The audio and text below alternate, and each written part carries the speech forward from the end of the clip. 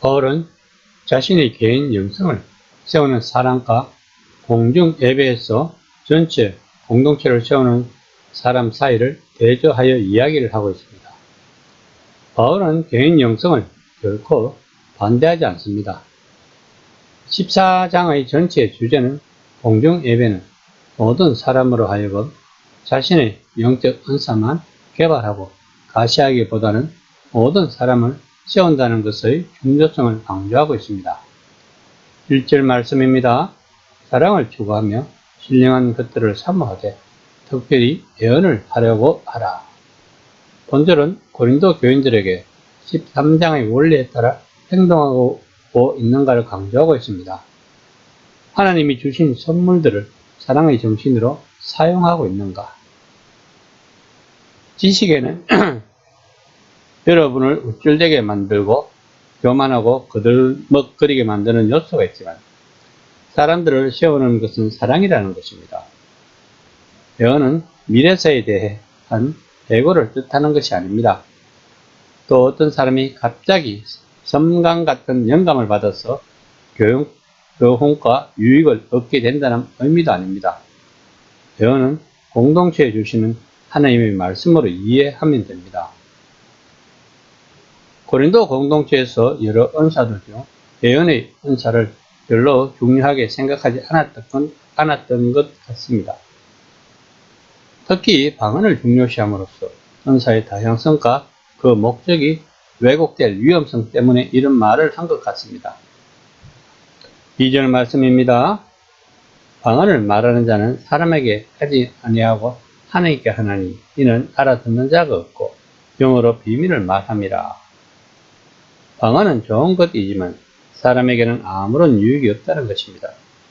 방언은 다른 사람들에게 유익이 되고 교회에 덕을 세우는 것이 되어야만 하는데 아무도 알아듣지 못하는 방언은 다른 사람에게나 교회를 세우는 일에서 덕을 끼치지 못한다는 것입니다. 또한 알아듣지 못하는 영어로 신비스러운 것들을 말하기 때문에 알아들으려면 반드시 해석이 있어야 한다는 것입니다. 3절 말씀입니다. 그러나 예언하는 자는 사람에게 말하여 덕을 세우며 건면하며 위로하는 것이요. 방언과 대조하여 예언이 더 우위에 속하는 은사인 이유는 예언하는 자의 말은 사람들이 이해할 수 있어서 교회의 유익을 도모하기 때문입니다. 여기서 예언은 미래에 대해 미리 알고 그것을 사전에 말하는 것이 아니라 그리스도의 진리와 관련하여 주의 계시를 바르게 전달하는 것을 의미합니다. 그러므로 예언은 공동체의 덕을 세우며 권면하며 위로하는 것입니다. 4절 말씀입니다. 방언을 말하는 자는 자기의 덕을 세우고 예언하는 자는 교회의 덕을 세우나니. 방언은 본질적으로 개인적입니다. 개인 재산이지만 나누지 않을 때 그것은 가시용이 됩니다. 이것이 바로 일부 고린도 교인들이 공적 자리에서 알 수 없는 단어나 음절을 길게 크게 기도하기를 고집하여 해왔던 일이었습니다. 예언이 방언과 크게 다른 점은 교회를 세우는 데 있음을 말하고 있습니다. 이렇듯 바울은 은사의 본질적 기능을 교회를 세우는 것으로 보고 성령께서 이 기능을 위해 성도들에게 은사를 주셨음을 암시하고 있습니다. 5절 말씀입니다. 나는 너희가 다 방언하기를 원하나 특별히 예언하기를 원하노라. 만일 방언을 말하는 자가 통역하여 교회의 덕을 세우지 아니하면 예언하는 자만 못함이라. 바울의 의도는 방언을 폐하는 것이 아니라 교회를 위하여 방언을 사용하라는 것입니다. 방언을 통역한다면 메시지로 전달되기 때문에 예언과 동등한 가치를 지니게 된다는 것입니다. 이는 진정한 의미에서 방언도 성령의 은사이며 무의미한 언어가 아님을 보여주고 잘 사용하면 교회에 유익을 줄 수 있음을 암시합니다. 방언하는 자가 통역의 은사가 없다면 의사소통이 될 수 없기 때문에 예언이 의미 없는 방언보다 나은 것은 분명한 사실입니다. 그러나 이는 연이 방언보다 절대적으로 낮다거나 도덕적으로 우월하다는 것이 아니며 유용성에 있어서 그 넓이와 깊이가 더 있다는 의미입니다.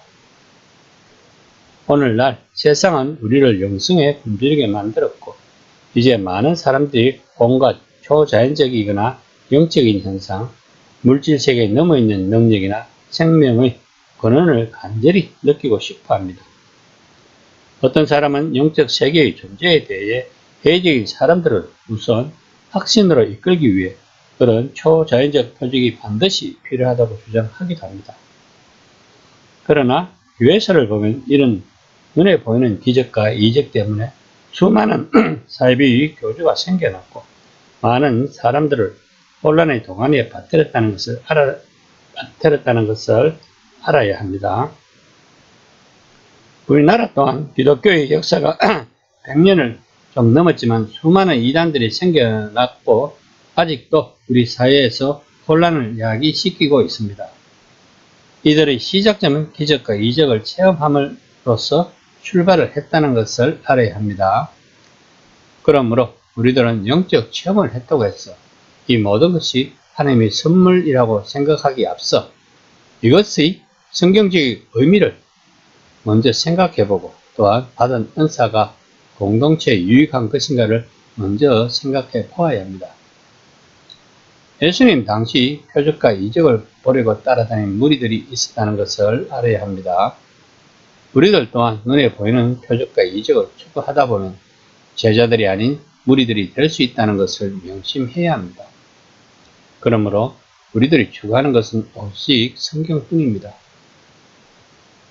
디모데후서 3장 16절 말씀입니다. 모든 성경은 하나님의 감동으로 된 것으로 교훈과 책망과 바르게 함과 의로 교육하기에 유익하니. 이 시간에 묵상해 봅시다.